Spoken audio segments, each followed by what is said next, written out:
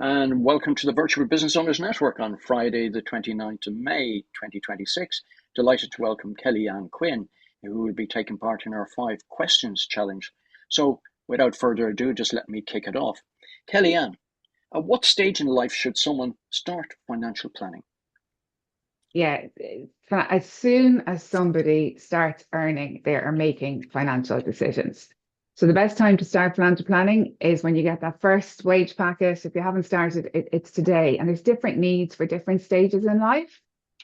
So when you get your first wages in your early career, it's all about forming good habits, starting putting something into that pension early so you can take advantage of long-term compound interest, building an emergency fund so you'll avoid short-term debt later in the future.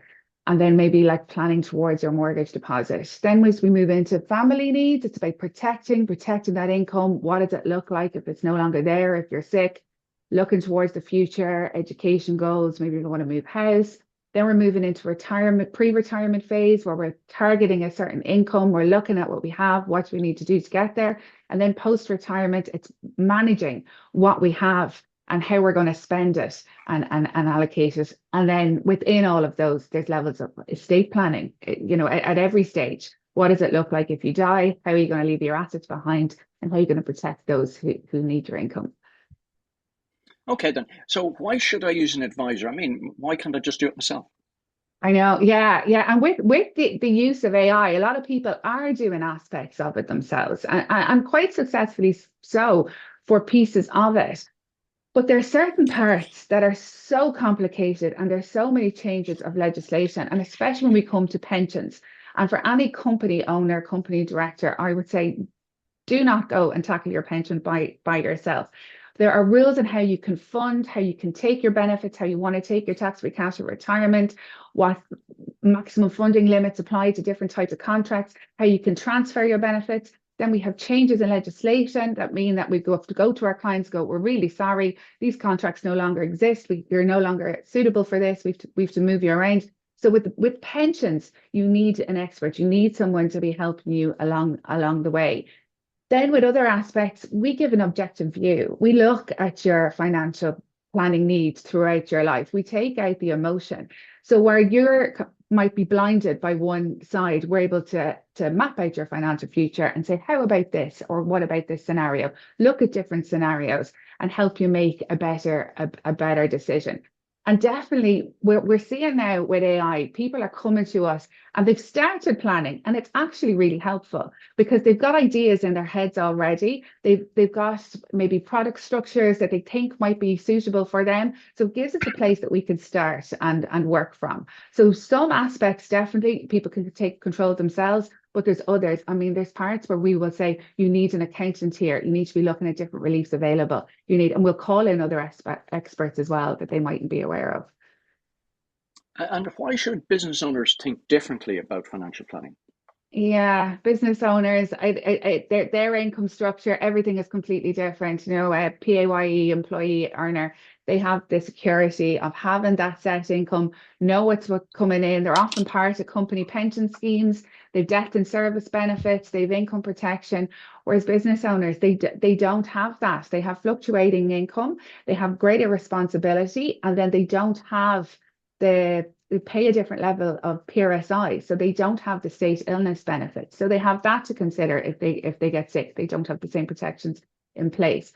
Then their business. What does their business look like if they're not able to work? Is it going to be able to continue? Are they going to be able to serve their clients or their customers?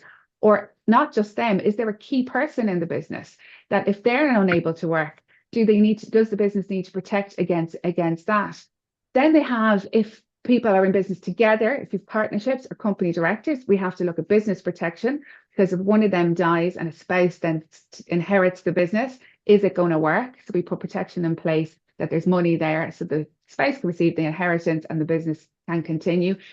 And then pension planning. Pension planning is different for business owners. Again, as I mentioned, there's different rules around company directors, how you can fund for your pension. And then maybe the cash flow isn't always there in the earlier years. So you have to then make larger contributions later on. But for sole traders, that flexibility is not there. So they're restricted by revenue age-related tax relief limits. So they have to be making pension contributions as they go along, and they need guidance in that.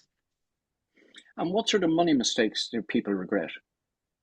Regret, yeah. So there's two regrets that we hear, and the one that I hear too often, and it absolutely breaks my heart. It's when people are coming to retirement, they come and see me in the years that they're leading up to it, and they get a terrible shock because they haven't understood what their pension benefits are. They haven't understood what the fund is actually going to give them. They thought that they were putting, a few €100 a month into a pension, and that was going to give them enough for an income over 35 years. They didn't understand it, and they regret not paying attention to their pension, not understanding it sooner. And then, we can only do so much in later years. It's never too late, but we're restricted by what we can do. And then the other mistake we're seeing now, and it's only recently in the last few years this is coming up, that people are coming to us and they've had fantastic incomes. They've been working really hard. They've done really well in their career. They're mid-stage in their career, and they're coming and they're saying, where's my money? Where I don't have a good pension. I don't have good savings, but I've been earning this fantastic salary, and lifestyle creep has kicked in. So as their income has been increasing, they have been using that excess income to buy things and use it for things rather than planning towards their future and keeping up what we say, with the Joneses. They're earning more money. They feel they deserve more things, but then long term, it's not benefiting. So those two things, the lifestyle creep and the pension planning, are what we hear most. Okay. And the final question, what's the difference between financial planning and financial advice? Yeah, so they're two separate things that supplement each other and work along side by side. So financial advice is when you say, I have €500 a month spare, I want to put that into my pension. You go to somebody, they search the market, they say, here you go, here's the most suitable pension plan for €500 a month based on your risk profile and the charges in the market. And they say, thank you very much. And off they go. But financial planning is, okay, you've got €500 a month to put into your pension. What's your target income in retirement? Have you thought, what are your other assets? Do you have a business? Do you have debt that needs to be cleared? What are your commitments? What's the cost of your life now? What do we need? And then we map out your entire financial future using cash flow modeling tools. Both are needed. Sometimes people don't want a financial plan. Sometimes people are very happy to just put money in an investment and take control themselves. But the danger is that people think that they're getting financial planning advice, that they have somebody there that understands their life, knows what they need, but really they're under financial advice. All right. Well, thank you very much, Kellyanne. I'll stop Yeah. the recording now. And if anybody's any questions, please feel free to ask them.